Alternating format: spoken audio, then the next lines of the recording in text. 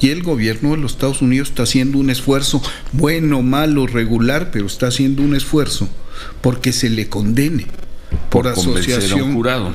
Sí. Está haciendo un esfuerzo. No lo está haciendo un fiscal de Nueva York. Sí. Lo está haciendo el juicio es el pueblo, es Estados Unidos contra Genaro García Luna. ¿Ah, sí? Sí. Y eso es lo que tenemos que entender. Sí. Esa lectura tenemos que darle a este fenómeno. Y esa lectura tiene que darle Felipe Calderón y quienes defienden a Felipe Calderón. Estamos hablando de un hecho contundente y estamos hablando además de un hombre que a mi juicio, insisto, debe ser castigado. Se debe llamar a cuentas a Felipe Calderón por lo que hizo en este país. Transformación pacífica del país. Poco a poco todos siguen bajándose del barco en apoyo a Felipe Calderón y a Genaro García Luna. Ahora el caso de Ciro Gómez Leiva, que ya no sabe ni cómo defenderlo, prefiere esperar a que este juicio termine. Se habla ya de que hay testigos muy importantes que se está reservando la Fiscalía para esta semana entrante. Pero bueno, el presidente Andrés Manuel López Obrador ya mencionó en la conferencia matutina que debe demostrarse si Felipe Calderón era beneficiario de estos negocios ilegales de Genaro García Luna.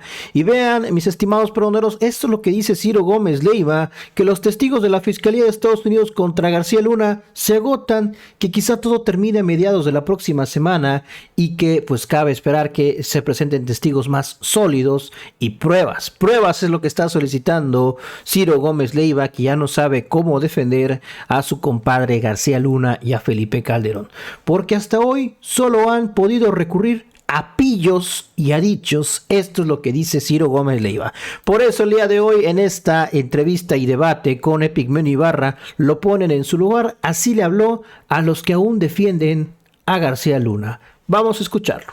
Buenos días. Buenos días, Ciro, ¿cómo estás? Seguimos con García Luna. Seguimos con García Luna. Tu texto de hoy donde dices que no odias a Felipe Calderón. Sí, hago una reflexión sobre un texto que me parece muy perturbador de un psiquiatra norteamericano que se llama James Hillman, que se llama Ese amor terrible por la guerra. Y digo que él dice, en el principio no era el verbo, sino la guerra. Y parece una aproximación cínica, pero es una aproximación certera y humanista al fenómeno de la guerra. Dice que es uno de los arquetipos inherentes al ser humano. Y yo de alguna manera sostengo que comparto su opinión y que no soy idealista en el sentido de pensar, de imaginar siquiera la paz perpetua. Que entiendo que la guerra es una constante, que la guerra ha marcado a la historia, ha hecho a la historia. Marx decía, es la partera de la historia, pero que detesto la guerra, que la conozco, que la viví y la detesto, y detesto sobre todo y maldigo a los personajes que, sin haber vivido nunca una situación de combate, sin escuchar silbar las balas, se atreven a imponerla a los pueblos. Y entonces aclaro, esto es lo único que tengo contra Felipe Calderón. No lo odio. Dices, no lo odio, no estoy obsesionado con él. No vivo aferrado al pasado. Pero sí tengo la firme convicción de que la guerra establece una dinámica, un frenesí. Habla de eso Hillman, un frenesí, una fascinación por la muerte, que una vez desatado resulta muy difícil de contener. De eso hemos hablado aquí. Hablo de esa dialéctica de la violencia. Perdón. Y considero y celebro que se le haya nombrado ayer en el juicio. ¿Por qué? Porque primero a ese personaje que lo nombró, que es un personaje como muchos de los que están ahí desfilando, un delincuente. Lo llamaron los fiscales del gobierno de los Estados Unidos, lo sentaron ahí, condujeron el interrogatorio para que saliera el nombre de Felipe Calderón. Y este es un hecho muy significativo. Quiere decir que Felipe Calderón ha dejado de ser ha perdido esa poscondición que él consideraba de hijo predilecto de los Estados Unidos, y es uno más de los muchos personajes desechables que han servido a Washington. Ya lo pusieron, ya lo nombraron. Eso es significativo, es profundo, y es muy profundo que juzguen a un colaborador tan estrecho, tan cercano, durante tantos años, de su gobierno. También, esto nos habla de que este gobierno que gozó de la simpatía de Washington, la perdió por completo. Y nos habla de por qué Felipe Calderón está en España. También. También. Yo creo que, y con razón, debe estar temblando. Como decía el otro testigo, debe estar temblando Calderón. Washington le quitó el tapete. Veremos qué curso toman las cosas.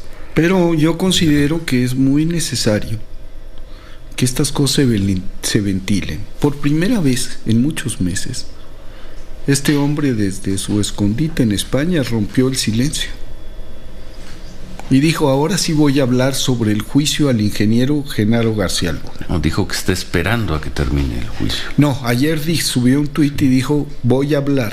He mantenido reserva a propósito del juicio del ingeniero García. Tenemos ahí el tuit. Ahí está el tuit. Vamos a pónganlo para. Yo nunca he pactado ni negociado con criminales.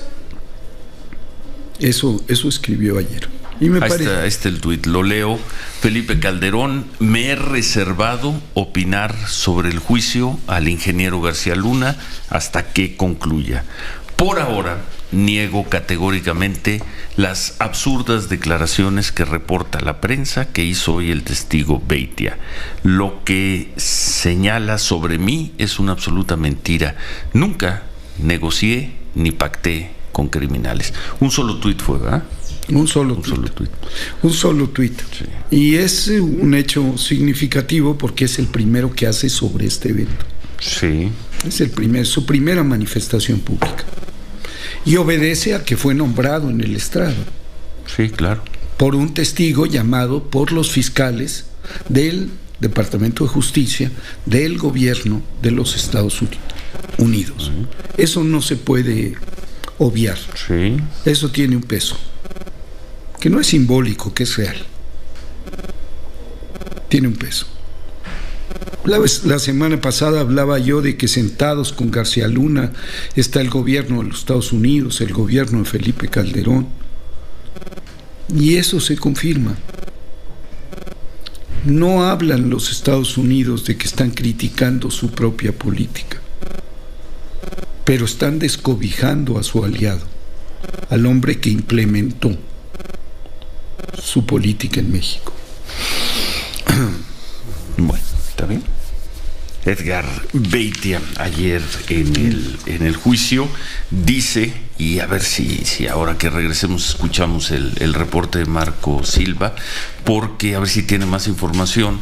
La Fiscalía está pidiendo hoy una sesión breve y además, al parecer no habrá audiencia mañana porque están preparando a su testigo clave, que seguramente van a presentar el lunes o el martes. Ayer dijeron que el martes, dentro de 8 días, ellos terminarían ya con su presentación de testigos. Entonces, ¿quién va a ser ese testigo clave? ¿Quién va a ser? Tiene que ser la carta fuerte de la Fiscalía. A ver si regresamos, a ver si no entró ya a a la sesión, a la audiencia, Marco Silva, y nos da más información. Y seguimos con el tema de García Luna, y creo que hay otros buenos temas. Hay muchos temas también para comentar. ¿Algo más antes de ir a pausa sobre este tema? Pues yo sobre insisto, el amor terrible, ese amor terrible por la guerra. Digo que esta cosa de ser personaje desechable para Washington, mucho se ha dicho que los Estados Unidos no tienen amigos, tienen intereses. Hoy eso lo está viviendo en carne propia Felipe Calderón. Hoy lo está viviendo. Fue el gran instrumentador de la política norteamericana contra la droga, de la diplomacia armada de Washington. Y hoy está señalado.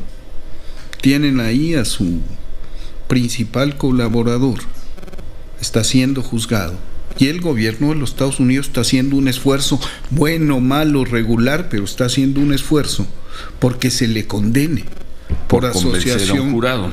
Sí, está haciendo un esfuerzo. No lo está haciendo un fiscal de Nueva York. Sí. Lo está haciendo el el juicio es el pueblo, es Estados Unidos contra Genaro García Luna. ¿Ah, sí? Sí. Y eso es lo que tenemos que entender. Sí. Esa lectura tenemos que darle a este fenómeno. Y esa lectura tiene que darle Felipe Calderón y quienes defienden a Felipe Calderón. Estamos hablando de un hecho contundente y estamos hablando además de un hombre que a mi juicio, insisto, debe ser castigado. Se debe llamar a cuentas a Felipe Calderón por lo que hizo en este país, por lo que este país está viviendo. Bueno, pues así las cosas. Ahí lo tiene, mis estimados amigas y amigos pregoneros. Así lo dijo en su participación el día de hoy, miércoles 8 de febrero, Epigmenio Ibarra con Ciro Gómez Leiva, que ya no sabe ni cómo defender a Genaro García Luna, y poco a poco se va apagando esa llama que tenía Ciro Gómez Leiva, y ahora simplemente de manera muy pasiva se enfoca en la noticia, en lo que los corresponsales mismos le dan a conocer acerca de este juicio de Genaro García Luna, ya prácticamente perdiendo la fe en lo que vaya a suceder en este tema. Vean nada más cómo lo defendía antes el propio Ciro Gómez Leiva, y ahora pues hasta Felipe Calderón mencionado en este juicio, pues prácticamente ahí se ve que lo están desechando totalmente. Por algo los fiscales habían contemplado testimonio por parte de Beitia. Pero bueno, desde su escondite en España, Felipe Calderón debe estar temblando, dice Epigmenio Ibarra, y celebra que se haya señalado a Felipe Calderón por fin en este juicio ahí en Nueva York, en los Estados Unidos. Pues ya lo tienen, mis estimados amigas y amigos peroneros. Hasta aquí esta video información que les traigo por el momento. Así de desechable es ya el propio Felipe Calderón Hinojosa, así lo dio a conocer, así lo nombra el día de hoy Epigmenio Ibarra. Solo sirven a sus intereses, así son los estadounidenses, así la fiscalía, pues ya no les importa mencionar a un expresidente, y pues con tal de que pague Genaro García Luna, y a lo mejor o a lo peor pues pague también Felipe Calderón Hinojosa. Nos vemos hasta la próxima, que sigan pasando un excelente día.